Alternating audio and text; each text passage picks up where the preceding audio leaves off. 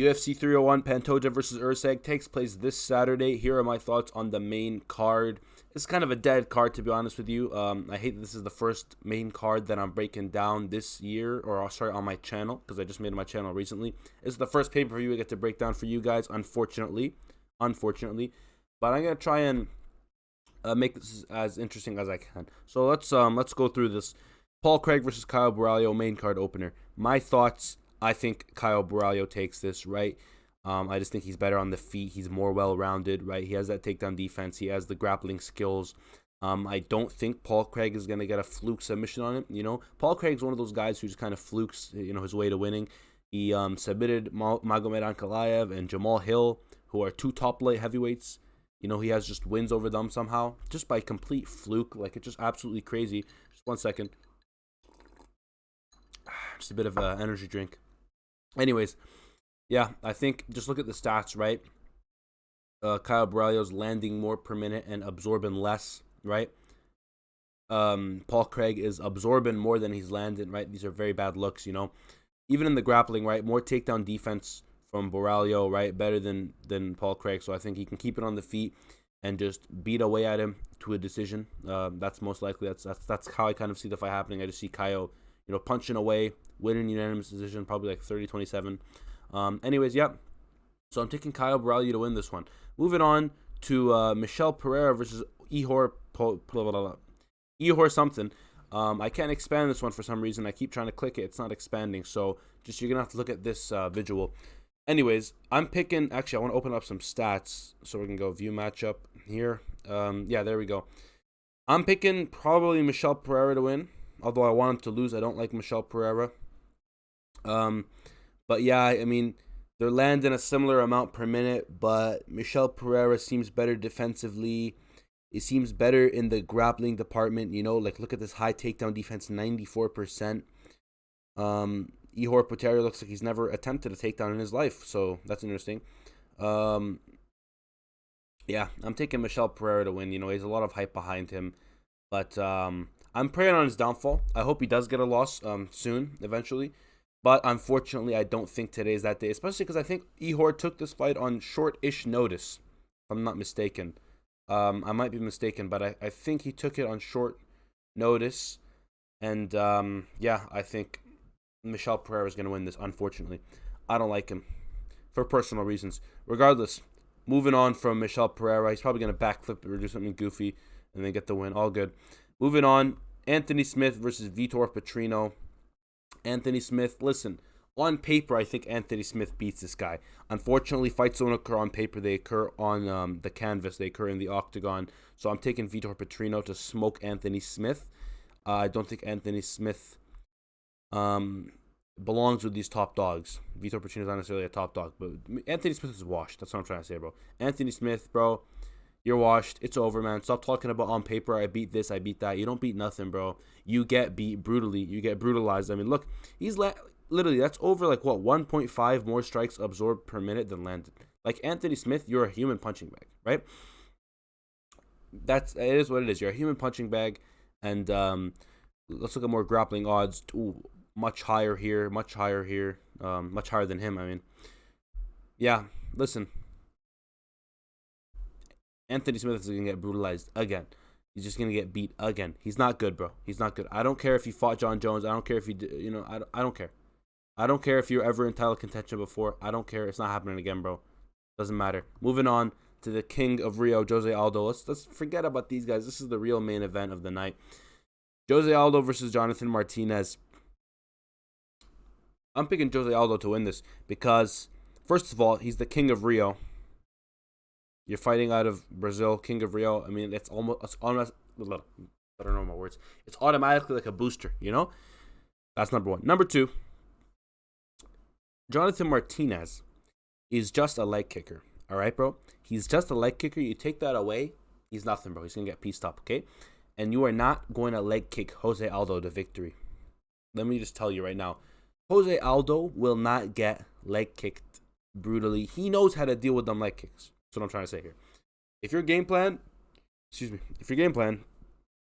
thing's making me burp, bro. If your game plan to beat Jose Aldo is low kicks, you're losing that fight. You're losing that fight. We don't even need the stats. We don't even need the stats. They're not useful. All right, they're not useful in this case, right? But look at that takedown defense. My God, wow. Anyways, if your goal or your plan to win the fight is leg kicking against Jose Aldo, you're losing. So Jose Aldo's gonna check that leg kick early. Martinez is gonna start feeling that. He's gonna feeling that.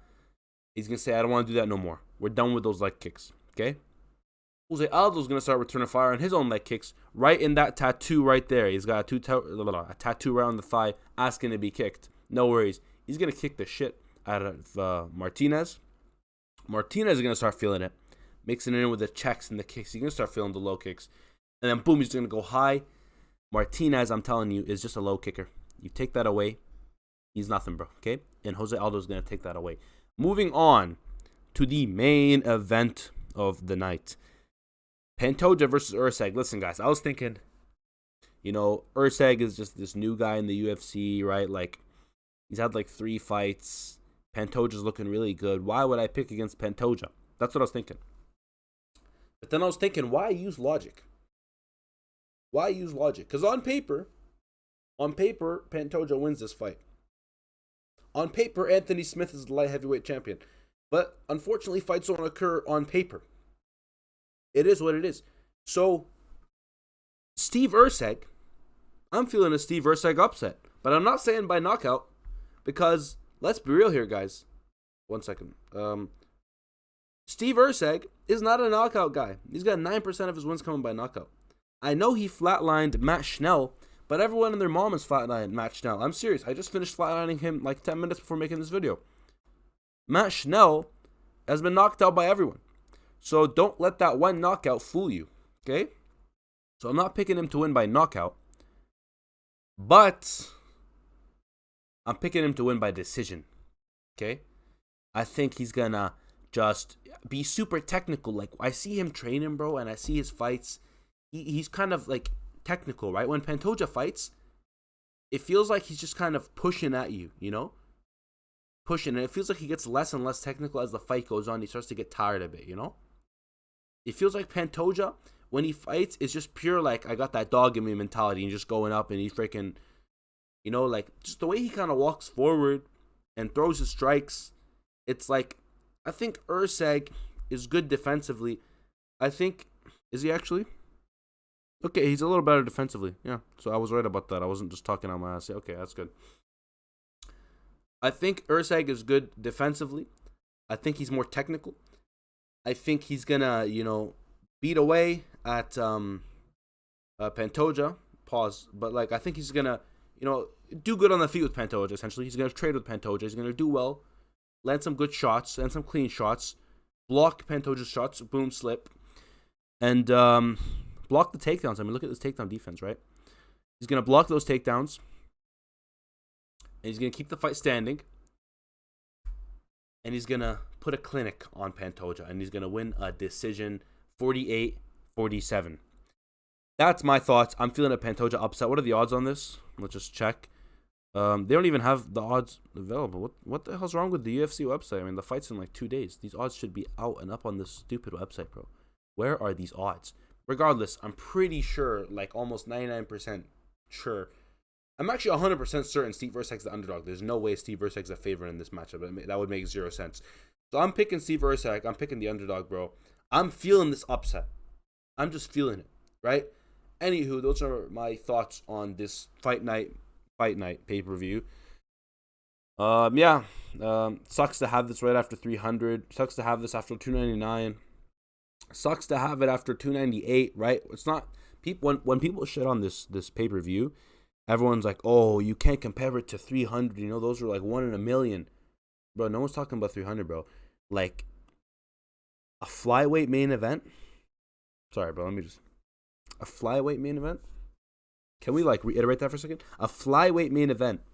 It's bad when there are some weight classes that are not usually main eventers, okay? Flyweight is one of them. Flyweight's actually the only one that comes to my mind, really. Flyweight and bantamweight when Sterling was around. Bantamweight when Sterling was around was never a main event. It was always co-main, because they knew ain't nobody wanted to see a Sterling main event except for Sterling versus Cejudo was the main event one time, and that was a terrible card. They had Muhammad versus Burns co-main, and everyone hated that fight, and everyone hated the Cejudo fight. Boring snooze fest, right? Regardless, I don't know why every video turns into Sterling hate. I'm sorry, Sterling. I'm sorry. I apologize. I just hit my mic. I'm sorry. I apologize, Sterling. But flyweights are usually not main event fighters, you know? Like, Moreno versus Pantoja was the co-main to, what was the freaking main event in that one? I think it was Yair. I think it was Yair Volk, right? I think so. Yeah, I think it was. And then Pantoja versus Royval was the co-main to Edwards and Kobe. To be fair, both of those fights were kind of boring, but Pantoja was much more active in his fight than Leon was in the Kobe fight. So I'm not saying flyweight fights are boring. Don't get me wrong, bro. Okay, don't get me wrong. But the pipsqueaks usually do not main event. All right, bro? And Pantoja versus Moreno 3, the one that was on the Volk undercard, or not undercard, the one that was under Volk. That was a very, very electric fight, right? Like, that was a very, very fun fight. I really enjoyed that fight. You know, this is not a diss to Pantoja, not a diss to ERCEG, but, like, flyweights usually don't have much hype behind them. They don't have much hype to carry a pay-per-view. Like, Pantoja, I'm not trying to use Instagram followers as, like, a measure of hype, but it's kind of a good way to know, you know? I think Pantoja has under, like, 500K, bro. That's a bad look, you know? I think the only two current undisputed champions who have under 500K are Dricus du Plessis and Pantoja, right? I think every other champion is like in the million range, you know, like they're kind of, I'm using that as a measure of stardom, and don't hate, don't get angry, you know, but it is what it is. That is kind of a good measure of stardom. Why is Conor McGregor the biggest star in the UFC? Because he has like 50 million Instagram followers. He has more Instagram followers than the UFC account themselves on Instagram, right? It's a good measure. Pantoja's not really a huge star, and ERCEG has 3 fights in the UFC, bro, right? So it's not even just about the fact that it's Pantoja, right? If it was Pantoja and Mokaev, I know Mokaev didn't look good in his last fight, and ERCEG looked better. But if it was Pantoja and Mokaev, I feel like that would sell more. Like, I don't know why the UFC would put ERCEG. I mean, maybe they're trying to build up Mokaev. They don't want him to lose this fight, because I think Mokaev would lose to Pantoja. I would not have picked Mokaev to beat Pantoja. But I don't understand why they would give him number 10. Where the hell's Albazi? I know he's injured. It feels like he's been injured for like 3 years, bro. Get back in the octagon, bro. Like, the injury cannot be that bad, little bro. Like, tough it out. No, I'm joking. But, yeah, it is what it is, man. The card sucks. Maybe I'll do actually a live stream watching this card. Actually, I don't think I have enough subscribers to go live. That being said, subscribe and hit that like button so I can do a live stream one day reacting to one of these cards live, and you can see my live reactions. You can see whether or not I'm sleeping or whether I'm, hyped or whatever. All right, guys. Thank you for tuning in. I'll see you next time.